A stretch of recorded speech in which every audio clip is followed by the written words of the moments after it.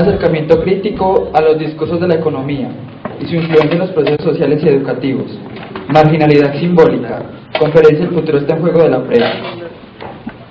Este ejercicio es el producto de un análisis de la conferencia internacional El futuro está en juego de la PREA. Más adelante daré una breve explicación acerca de qué es la PREA. En el marco de la investigación La marginalidad en las políticas públicas de educación en Colombia, 1994-2001, sociabilidades y subjetividades en las configuraciones actuales del sistema mundo moderno colonial, en la Universidad de San Buenaventura, Medellín, indagación que sirvió como trabajo de grado para optar el título de licenciado en gestión educativa en el semillero del Grupo Interdisciplinario de Estudios Pedagógicos, en la línea de desarrollo humano y contextos educativos, teniendo como investigador principal a Edwin Muñoz Gaviria. Jamás acepté que la práctica educativa debería limitarse solo a la lectura de la palabra, a la lectura del texto, sino que debería incluir la lectura del contexto, la lectura del mundo. Este planteamiento será el que permitirá guiar el curso de esta presente ponencia. Tiene como fin contextualizar los aspectos de la política educativa que imperan en el contexto colombiano y latinoamericano y todas sus implicaciones a nivel social. Implica también reflexionar sobre algunos elementos relacionados con los sistemas políticos y económicos y algunos argumentos que nos habilitarán a desarrollar una amalgama de explicaciones que al mismo tiempo serán un recurso sugerente para hablar en términos de la educación actual.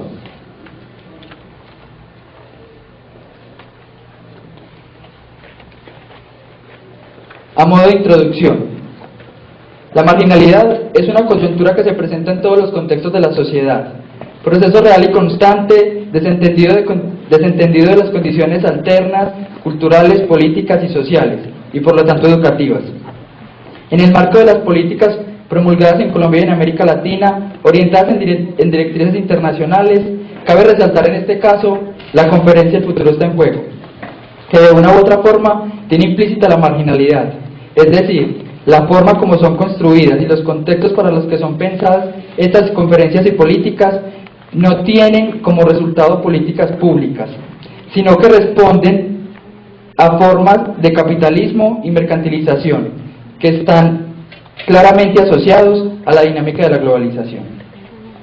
Bien, ahora las políticas públicas, como mecanismos de construcción de sociedad y con las diferentes connotaciones que éstas configuran dentro de ella, tienden a crear marginalidad.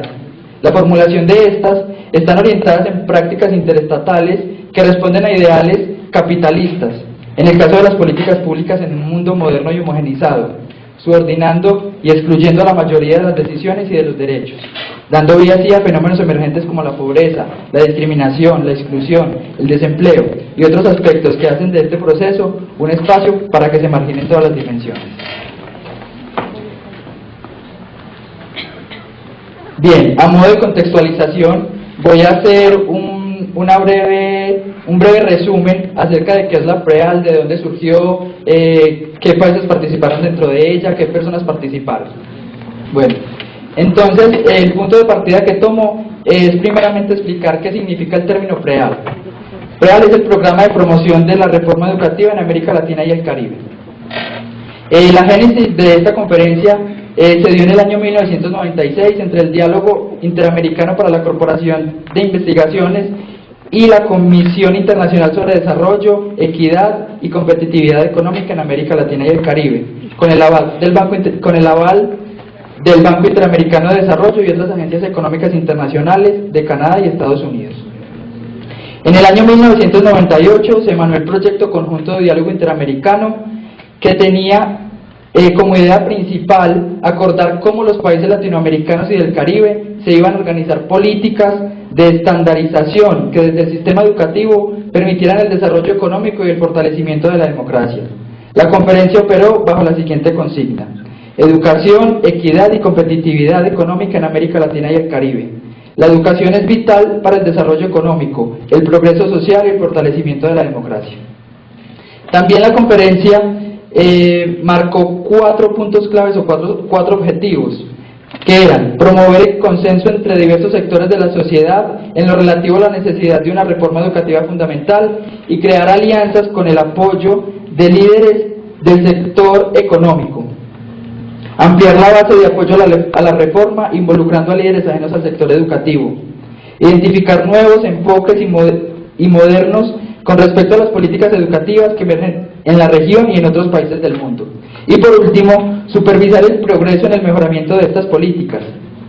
Dentro de la comisión estuvieron presentes casi todos los países de Latinoamérica, entre ellos Brasil, Argentina, Colombia, México y obviamente pues Estados Unidos y Canadá. Con la gran mayoría de las personas que participaron allí en la formulación de estas políticas y esta conferencia eran distinguidos empresarios inversionistas de Estados Unidos que tenían pues empresas aquí en la región, en Latinoamérica. Estos cuatro objetivos derivaron subobjetivos o objetivos específicos que eran los siguientes: establecer estándares de calidad para el sistema educativo y medir el avance en su cumplimiento. Este escenario que nos presenta la conferencia: establecer estándares de calidad nacionales de contenido y rendimiento que reflejen en los alumnos lo que cada uno debe saber al término de cada grado. Los estándares de calidad deben de estar relacionados con las necesidades de la economía global y el sistema democrático. Además, deberían introducir pruebas estandarizadas a nivel nacional y utilizar estos resultados para reasignar los recursos y la inversión por cada alumno. En palabras de Marco Raúl Mejía, es un proyecto homogéneo sobre la educación, centrado en estándares y competencias, declarando el hecho educativo como técnico, sin ideología y sin política. El segundo objetivo específico fue el siguiente: fortalecer la profesión docente mediante incrementos de sueldo, una reforma de los sistemas de capacitación y una mayor responsabilidad de los profesores ante las comunidades a las que sirven. En los argumentos del profesor Mejía, la mirada tecnocrática a la escuela invisibiliza la pedagogía, referenciando las acciones y disposiciones educativas en discursos venidos del gerenciamiento y la economía, como ya se ha dicho.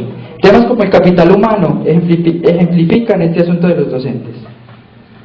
Para el profesor Martínez Boone, la despedagogización del sistema educativo surge de la conformación de una sociedad que, como ya se expuso, se centra en el gerenciamiento.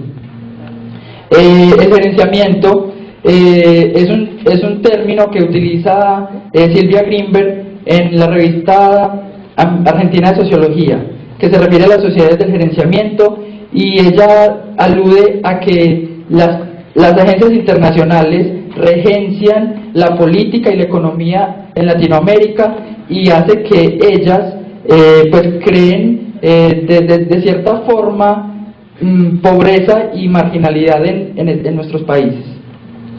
Con lo cual, la escuela no solo recibe nuevas demandas, sino que ésta se define a la luz del modelo social empresarial. La escuela no solo cumple demandas de la empresa, sino que ella misma, entendida como empresa. En este sentido se consolida la llamada marketización de la educación, es decir, se termina por reducir el tema educativo a la enseñanza y el asunto pedagógico a la escuela, desde una mirada administrativa del acto pedagógico. Como tercer objetivo específico, se formuló lo siguiente: otorgar a las escuelas y comunidades locales mayor control sobre la educación y responsabilidad por ella. Estos postulados le apuestan a la privatización y descentralización de la educación, orientada esta última en restablecer el poder de las instituciones escolares y así restablecer el poder en las instituciones escolares, y así los gobiernos desentenderse de los procesos educativos, aspectos que generan mayor inequidad y mayores problemas. Lo que expresa la Comisión es que los gobiernos deben desarrollar un nuevo papel, dejar de controlar directamente el manejo de las escuelas y centrarse más bien en generar fondos, establecer estándares, monitorear el progreso y evaluar los resultados. Como cuarto y último punto, la Comisión estableció aumentar la inversión por alumno en la educación básica. En este caso, la conferencia reduce la crisis de los sistemas educativos en América Latina a la crisis de la inversión, pensando en que la educación de buena calidad se da gracias a la inversión y gasto por alumno, y contribuye al desarrollo económico, la equidad social y la democracia, preparando a los niños y niñas para el éxito social y económico.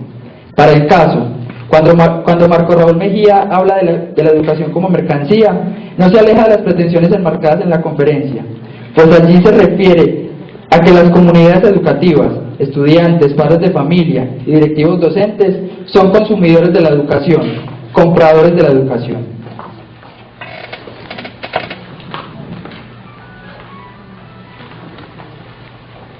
En la fundamentación teórica de este proyecto se tuvo en cuenta dos pasos. El primer paso fue un momento de contextualización. Fuimos y miramos cada uno de los autores que alimentaban, que hablaban de reconversión capitalista a la escuela, que hablaban de discurso pedagógico versus discurso económico. Entonces, en esta etapa de contextualización tuvimos en cuenta primeramente a Marco Raúl Mejía. Él nos dice que nos habla sobre la despedagogización, sobre las geopedagogías y contextualización. Lo que nos quiere decir que lo pedagógico no es homogéneo, es un campo abierto y cambiante y obedece a los contextos. Que el discurso pedagógico es vago respecto al discurso económico y la función de la escuela ya no es formar en la integralidad, sino formar consumidores, pues se refiere a las comunidades como consumidores y compradores de la educación. El profesor Martínez Boone nos habla de reforma educativa y política pública. La comisión alude a que la educación puede ser el mecanismo más importante para reducir las desigualdades en el ingreso. Sin embargo, actualmente en América Latina la educación está haciendo precisamente lo contrario, está exacerbando la desigualdad. Bueno, en un segundo momento tuvimos el paso siguiente fue el de teorización, donde realmente se pasó a construir las categorías y a construir pues los textos que fueron pues el resultado de la investigación. Veamos entonces el sistema mundo moderno colonial. Más que el despliegue de la modernidad, es la emancipación del sistema mundo, que en palabras de Gruner es un efecto específico del proceso de acumulación y reproducción capitalista y de expansión colonial, consolidando un sistema mundial de opresión, y desde este ámbito se explica el poder occidental sobre el resto del mundo. Se explica la lógica de acumulación y reproducción que implica primero la expansión territorial, o sea la ocupación física que se conoce como colonialismo clásico. Segundo, la denominación político-económica que alude al neocolonialismo y, como es de suponer, el condicionamiento ideológico y cultural que bien responde al poscolonialismo.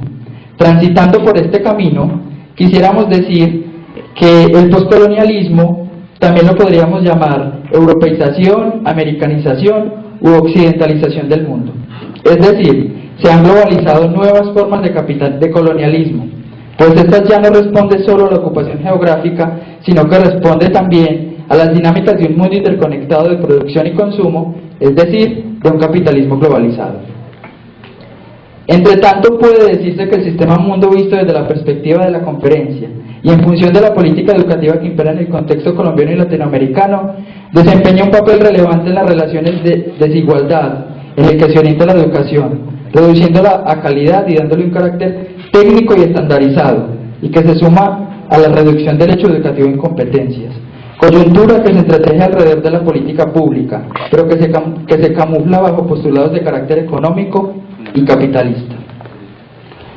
Ahora bien, la segunda etapa, la segunda categoría que tuvimos en cuenta fue la marginalidad. La marginalidad es una condición persistente en las sociedades de todo el mundo. Se debe venir pues en la creciente presencia de poblaciones desconectadas de forma duradera del universo productivo del capitalismo, experimentada en América Latina y en otros lugares del mundo. Configura un contexto dramático de marginalidad. La pobreza, el desempleo persistente a pesar del crecimiento económico, la informalización del trabajo, el desplazamiento por el recondicionamiento del capital a nivel global y nacional, y los conflictos sociales y armados, son todas dinámicas presentes en las ciudades y las regiones de los países periféricos. Se preguntarán ustedes por la relación de la conferencia de la PREAL con esto. Pues la dinámica de la marginalidad no se ve muy explícita, porque su interés es el de permear a todos los países de la región, desdibujar el contexto a través de las reformas estructurales en un supuesto beneficio de la educación y la sociedad. Pero este es el punto donde llega la marginalidad, no de forma explícita sino implícita, está camuflada en los discursos y se hace visible en las condiciones que se dan a partir de las políticas que surgen. porque aludo a la expresión marginalidad simbólica en mi trabajo. Lo que quiero decir cuando hablo en términos de marginalidad simbólica es que estos discursos, en este caso la conferencia El futuro está en juego, camuflan la marginalidad, es decir, la tiene implícita en los ideales de formación de persona y de sociedad que quiere alcanzar y responde al tipo de economía del momento, lo que sugiere que estas supuestas reflexiones hechas para la educación usan el ropaje de la dinámica del capitalismo económico y por tanto crean marginalidad. Ahora, cuando hablamos en términos de marginalidad, de doble marginalidad, nos referimos en primera instancia a la marginalidad simbólica que ya la expliqué, y en un segundo momento a la marginalidad avanzada. Loy Quan Quan define la marginalidad avanzada de la siguiente forma: en lo económico, desocupación, precariedad y pobreza; en lo social, desigualdad, desafiliación y exclusión; en lo étnico, segregación y discriminación; en lo cultural, individualismo, multiculturalismo, la llamada cultura híbrida; en lo moral, responsabilidad individual y ética del trabajo; en lo espacial, la degradación y la ubicación de la vivienda; en lo criminal, la delincuencia y la violencia; en lo político, la responsabilidad o irresponsabilidad del Estado y la solidaridad y la ciudadanía, lo que conlleva directamente a una doble marginalidad y a una marginalidad permanente. Este autor nos alerta sobre el hecho de que es un fenómeno que no está ligado directamente a las clases más bajas, sino que está ligado al desarrollo de los sectores más avanzados de la economía. Dicho de otra forma, estas políticas son discursos que camuflan intereses políticos y económicos. Y bienvenida al caso esta reflexión: la marginalidad es el resultado de la globalización y la globalización es la modalidad de expansión del capitalismo. Bueno, las dos anteriores posturas nos habilitan para preguntarnos en términos de la formación de sociabilidades y subjetividades que se configuran en torno a estas.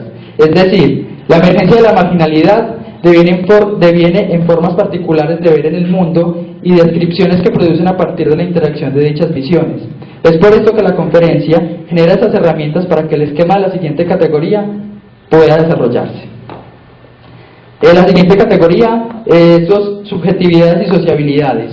Cuando hablamos de lo subjetivo, estamos hablando, cuando nos referimos a la investigación, a lo subjetivo estamos hablando de lo individual, y cuando hablamos de las sociabilidades estamos hablando de lo grupal, de lo colectivo. Las subjetividades y sociabilidades corresponden a las configuraciones que las políticas educativas realizan en torno a las experiencias mundo vitales de los sujetos concretos y a los procesos identitarios de grupos sociales marginados o en condición de marginalidad. Estas configuraciones son relaciones dialógicas entre dinámicas individuales o particulares y procesos sociales o colectivos que se orientan de una u otra forma en dinámicas sociales, y para este caso, la marginalidad. El propósito de estudiar las subjetividades es entender las relaciones de poder que devienen en formas concretas y cotidianas de ser y hacer en el mundo. Bien, el objetivo de analizar la sociabilidad es poder comprender las configuraciones y descripciones identitarias que permitan entender que las identidades individuales son también identidades grupales. Ante este panorama, las formas de producción de sociabilidades, refiriéndonos a los ideales de ser humano y de sociedad en que se enmarca la conferencia, visiona a la persona como un comprador de la educación, pensando esta que es una mercancía que se vende y en la cual se puede invertir. Es decir, omite sus metas como base para el desarrollo humano y como formadora de lo social. Esta es, por decir así, una contraposición a lo que la sociedad quiere alcanzar o a la formación que se quiere dar en las personas, cuando se habla de una formación integral o multidimensional. En las políticas que surgen a partir de esto, se busca una supuesta formación integral de la persona, como sustento para la formación de sociedad, siendo artífices ellas mismas de la degradación del individuo y de lo social. A manera de conclusiones, las políticas educativas no son el discurso de ejercicios pedagógicos, sino el correlato de intereses políticos. A lo largo del trabajo se hizo un acercamiento a los discursos que permean pues los sistemas educativos latinoamericanos y se reflexionó sobre la influencia que tiene el modelo económico sobre los procesos educativos y por tanto estos nos llevan a la marginalidad. De este modo, puede entonces decirse que las políticas públicas venidas de este modelo de globalización son el resultado de procesos de desestabilización que vislumbran en su discurso la marginalidad simbólica, la cual aparece de forma implícita en estos que desvirtúan los procesos sociales y comunitarios, y del mismo modo el saber pedagógico y el pensamiento educativo, reduciendo el acto educativo a tecnicismos centrados en competencias y estándares, con el objetivo de homogeneizar, más no de equiparar oportunidades. Y en tanto a la transparencia y coherencia de las normas que reglamentan la actividad económica mundial, sería posible pensarlas desde las necesidades y características propias de cada contexto social, donde se privilegia la educación como herramienta para llegar a un objetivo común, donde el desarrollo humano sostenible y la calidad de vida se conviertan en la base y en un fin último del sistema. Queriendo resumir, tomemos en cuenta entonces que las políticas públicas en educación han obviado nuestras particularidades culturales, políticas y sociales. Una propuesta de este tipo debe estar indudablemente vista, analizada, estudiada y reflexionada bajo la luz y la óptica de la pedagogía, que es la ciencia de la educación, como también del currículo, de la didáctica, de la metodología, de la enseñanza, del aprendizaje, de la formación, de las maneras de ser y hacer docencia, y por supuesto estar basados en metodologías propias de la educación y no de la economía. Y es de saber que se requiere de un esfuerzo permanente para recobrar nuestra identidad como expresión que enfrenta el pensamiento educativo en educación, el pensamiento educativo como único en la educación. Esa iniciativa debe pues surgir de las necesidades locales y no de las necesidades del mercado, pues en consecuencia se hablaría de una política descontextualizada y polarizada en intereses personales y no comunes, reflejando la marginalidad. Yo quisiera terminar con una frase de Juan Jacobo Rousseau que dice: no hay mayor sujeción que aquella que guarda la apariencia de libertad, porque en ella se encuentra camuflada el interés propio. Muchas gracias.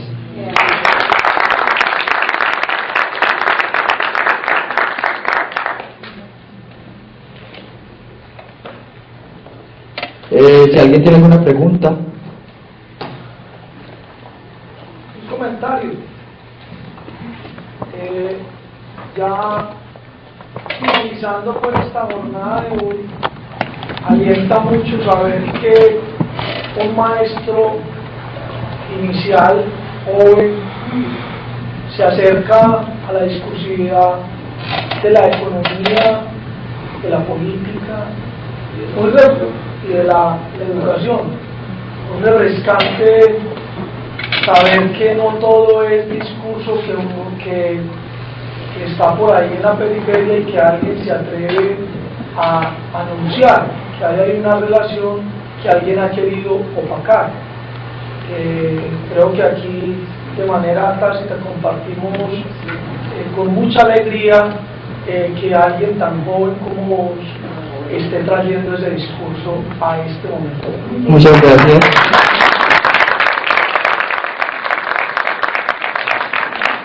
¿Alguna otra pregunta? ¿O alguna otra, pues, comentario? ¿Algún otro comentario?